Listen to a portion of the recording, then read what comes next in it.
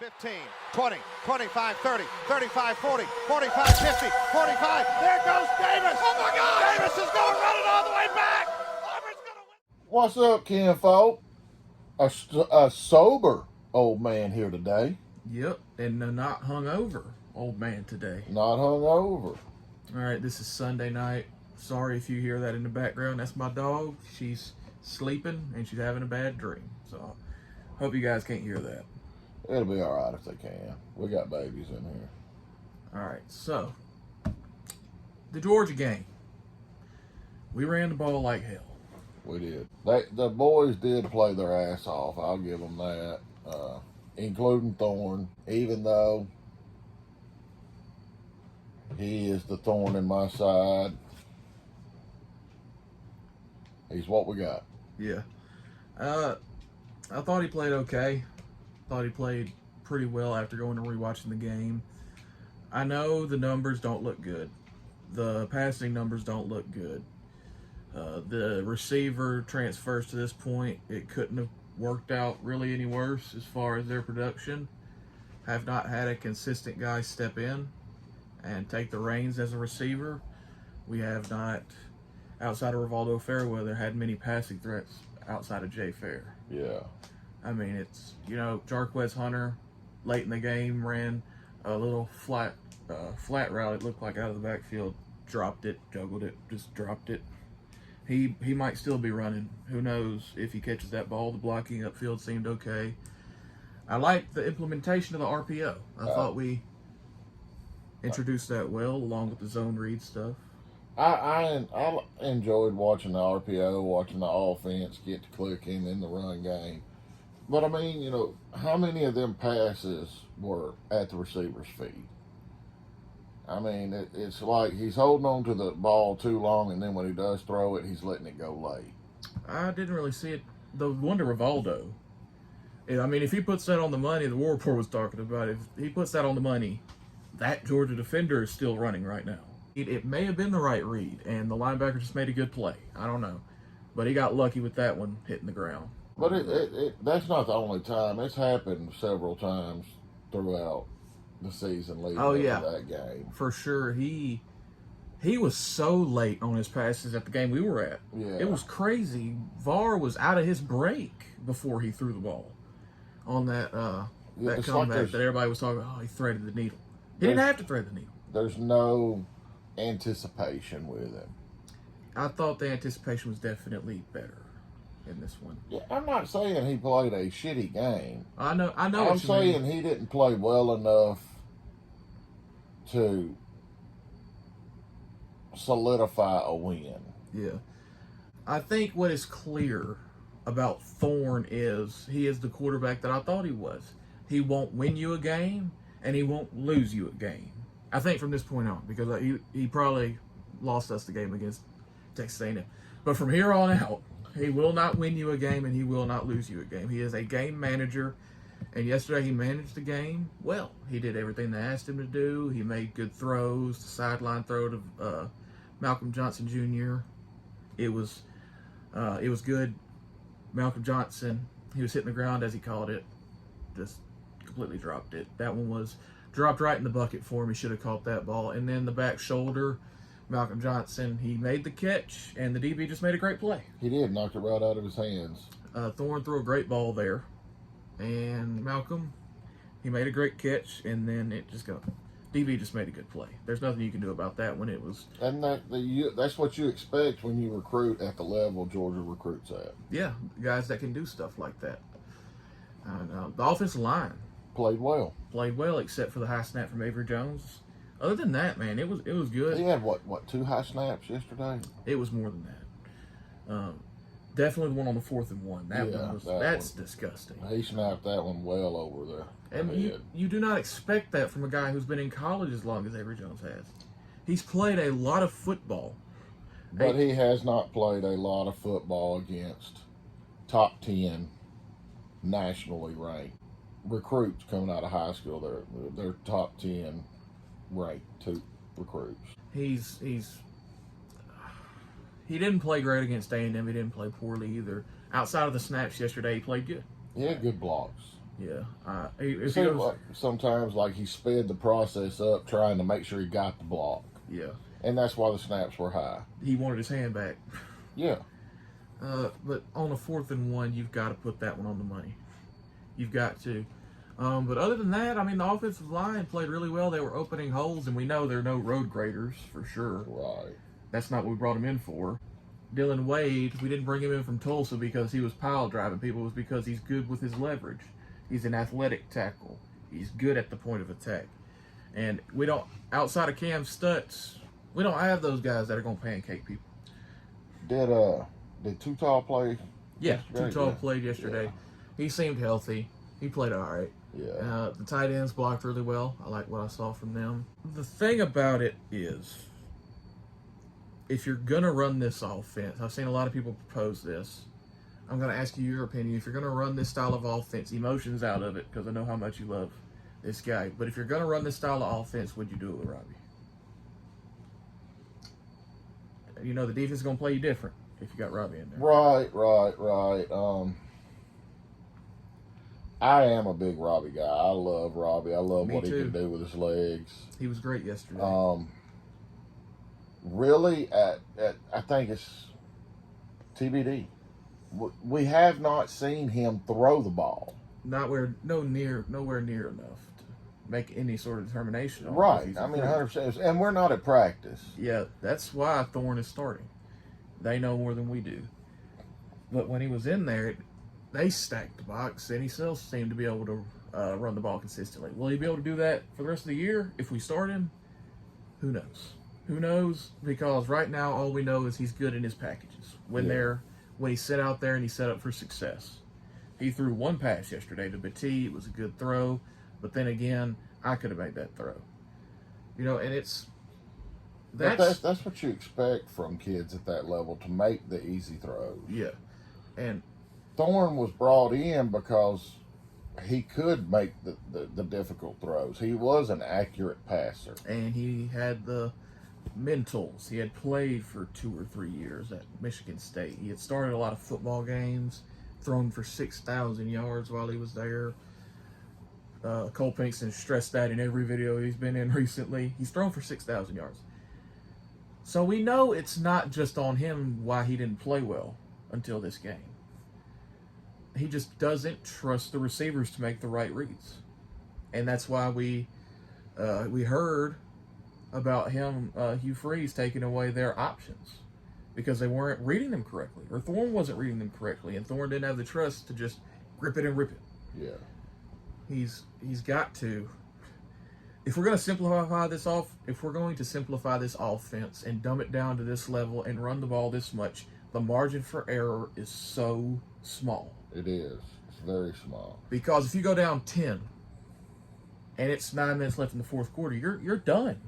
If you can't throw the football, you're done. This is true. And we saw it when we got down to the last drive. They started to air it out a little bit. And Thorne, he made some good throws. He made some good decisions. When it came down to it, he hadn't been in rhythm, and the ball was just a tick high to Jay Fair, who's like 4'3". It's just a tick high. And if he puts that throw on the money, Jay probably gets that first down. Right. But then again, he'd thrown the ball up to that point 18 times, or 17 times in the entire game. Now, like you were saying earlier, before we restarted this podcast, you're an SEC quarterback. You've got to make that throw. Jay Fair, you were an SEC receiver. You have to make that catch. You can't fall down. Running your route, you cannot fall down. On a crystal clear day, you cannot fall down. Yeah, I saw he fell down on the last play when the pick was thrown. Yeah. And that was just terrible. You can't get 2 turnovers. You get the pick in the first half.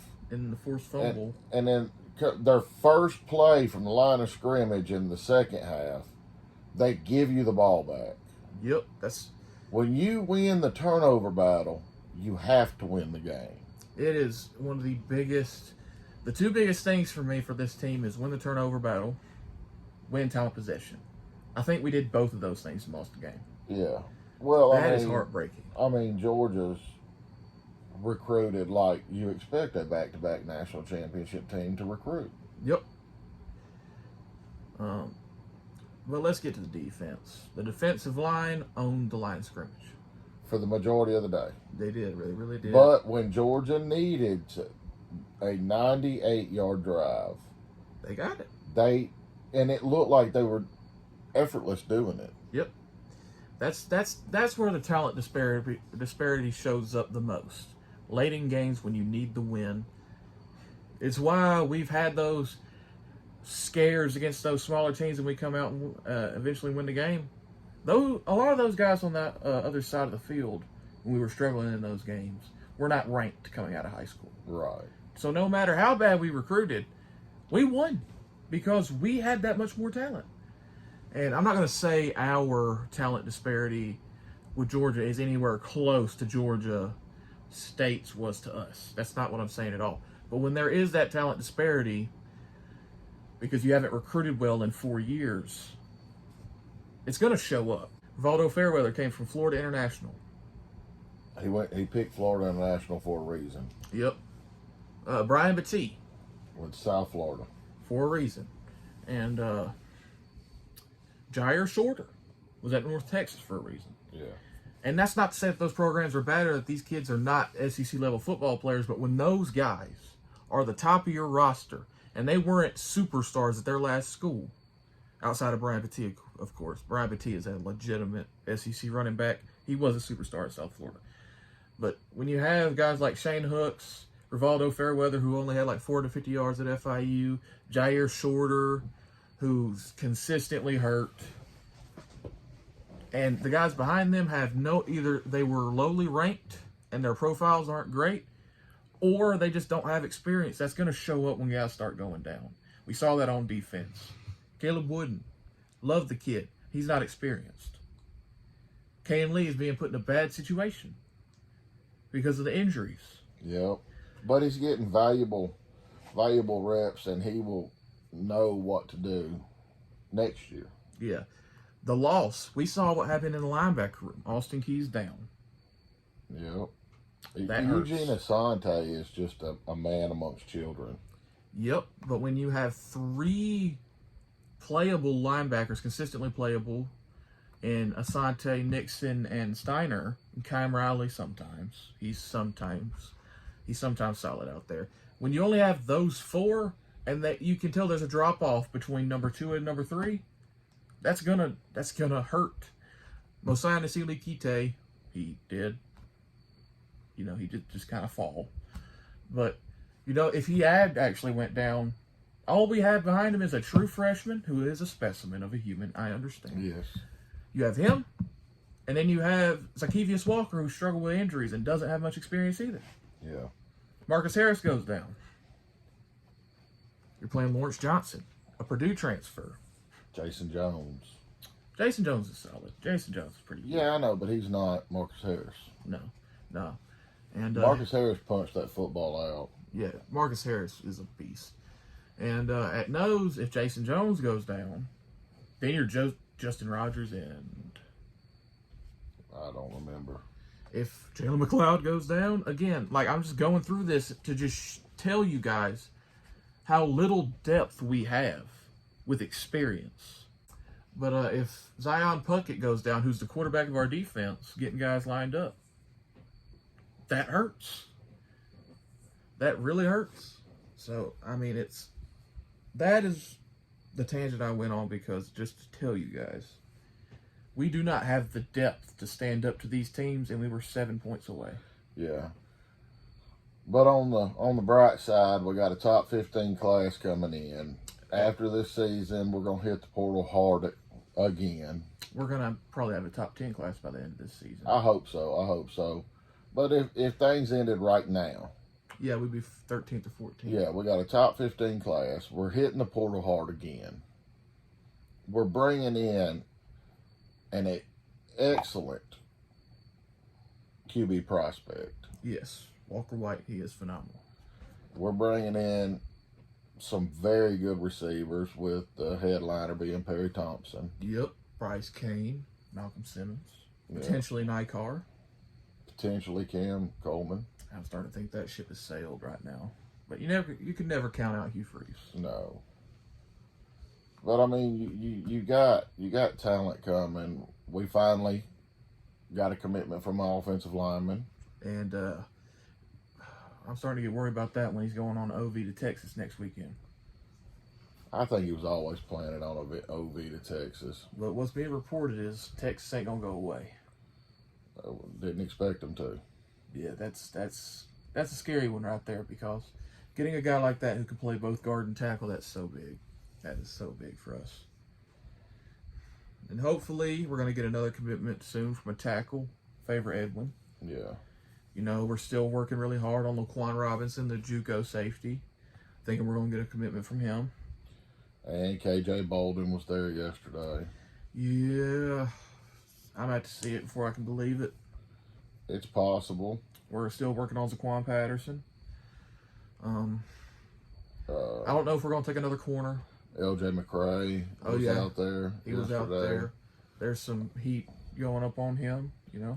You know, Texas just jumped in on Dimitri Nichols. Yeah, I don't think Nicholas is going to flip. Is it Nichols or Nicholas? It's Nicholas. Dimitri Nicholas. But we got a lot of good players coming in, and we got a staff that's not taking time off recruiting. Yeah, they're working really hard right now.